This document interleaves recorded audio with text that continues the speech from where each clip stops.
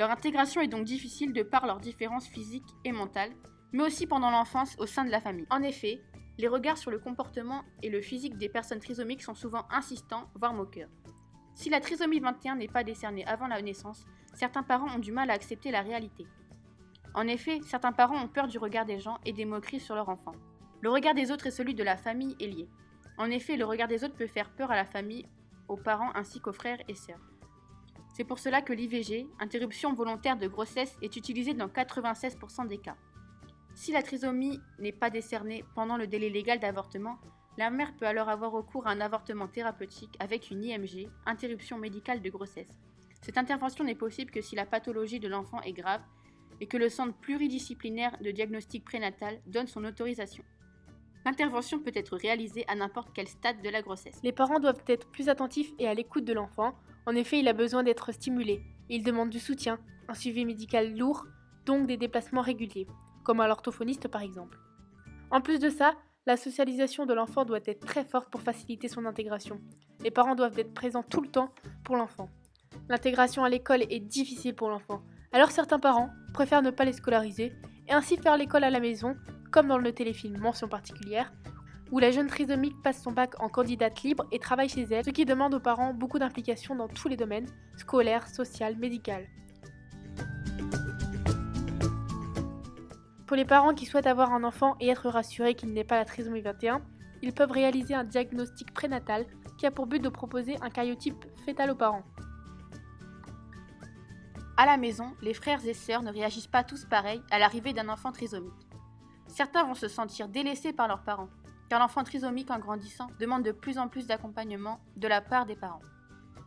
De plus, ils peuvent être jaloux de la place que prend l'accompagnement de l'enfant trisomique et ne sentent pas forcément un sentiment d'équité au sein de la famille. D'autres vont l'aider et ainsi participer à sa socialisation, en l'aidant à s'intégrer avec les autres et l'aider à se développer correctement. Niveau éducation, les parents ont tendance à être moins sévères avec l'enfant trisomique, ce qui crée des inégalités au sein de la fratrie, et une jalousie chez les frères et sœurs. Qu'ils soient nés avant ou après, les frères et sœurs peuvent ressentir plusieurs sentiments, jalousie ou culpabilité, et même de la honte vis-à-vis du regard des autres et des moqueries. En dehors du regard porté sur l'enfant après la naissance, l'annonce d'une grossesse particulière est certainement difficile à entendre et les parents ont besoin de temps pour prendre une décision, d'avorter, de garder l'enfant. C'est le cas de ce témoignage d'une maman du blog mamanvogue.fr. Au fil des semaines, puis des mois et années, nous avons apprivoisé cette trisomie qui nous faisait si peur. Pouvoir offrir à notre Clémence la vie qu'elle mérite, et cela au-delà du handicap. Qu'elle puisse grandir comme tout autre enfant, dans la joie portée par l'amour de ses parents, de ses frères et sœurs et de nos proches. De plus, à l'école, l'intégration est aussi difficile. Aujourd'hui, on parle notamment d'inclusion, travail sur l'environnement de la personne et non sur la personne en elle-même, depuis la loi du 11 février 2005. J'ai pas très bien compris cette loi. En fait, c'est une loi qui travaille notamment sur l'inclusion des personnes en situation de handicap. Elle donne le droit à la scolarité pour tous les jeunes en situation de handicap dans l'établissement le plus proche de chez eux. Beaucoup d'écoles primaires sont fermées face au handicap des enfants, et d'autres sont plus ouvertes mais ne rendent pas forcément heureux l'enfant. Il ne s'épanouit pas. Pendant la période préscolaire, les enfants ne se rendent pas compte des différences. Les trisomiques sont donc bien intégrés au sein de leur établissement, mais il reste difficile pour les écoles d'intégrer des trisomiques s'ils n'ont pas d'AVS, assistante vie scolaire.